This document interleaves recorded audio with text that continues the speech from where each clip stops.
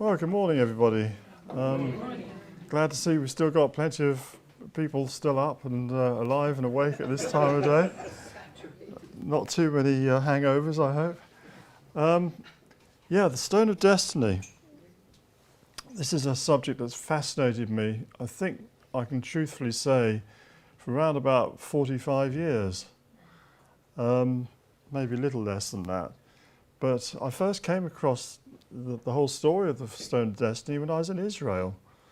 Been working on a kibbutz, and then I was in Tel Aviv, and I was working in a hostel there, making breakfast for everybody, and I got talking with an old gentleman who had a Bible, a Canadian gentleman, and I was intrigued why this guy was always sitting on his own, thumbing through his Bible, and had loads of annotations all over it. So we got talking anyway. In the course of it, the whole story about the stone of Jacob came up. You know, Jacob's pillow stone, which is another name for this. And he said, you know about Jacob's pillow stone. What are you talking about? I don't know anything about it. And he showed me the place in the Bible where it talks about Jacob having this vision of angels going up and down a ladder, and then he says this is the house of God, and he consecrates the stone he'd used as a pillow and sets it upright and pours oil on it, uses it as an altar, and he makes a covenant with God.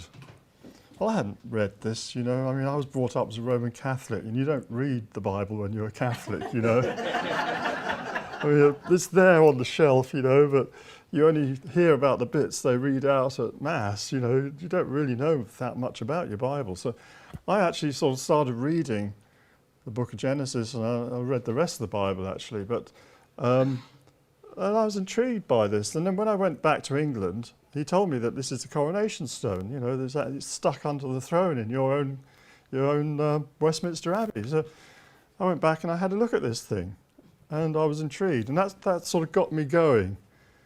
Not all the time. I mean, I was doing lots of other stuff as well, but it got me interested in this whole subject, and I discovered that there's actually far more to it than I think even this gentleman realised. And that's what we're going to be talking about today. But before we go too much further, let me just see, wrong button, there we go.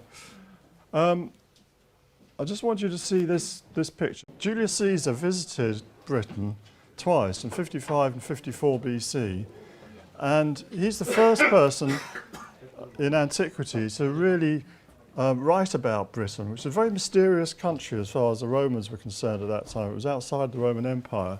And in his book, De Bello Gallico, he describes Britain as being a triangle land. And he gives the exact dimensions of this triangle, which you can see here. 760 miles by, what's that one there? I can't read. 665 by 4775, right? Now we'll be coming back to those measures later, but I just want to drop that in with you, this concept of Britain being the triangle land with those measures. In fact, it's called New Troy, which means new triangle land. Yeah, the Troy, the original Troy,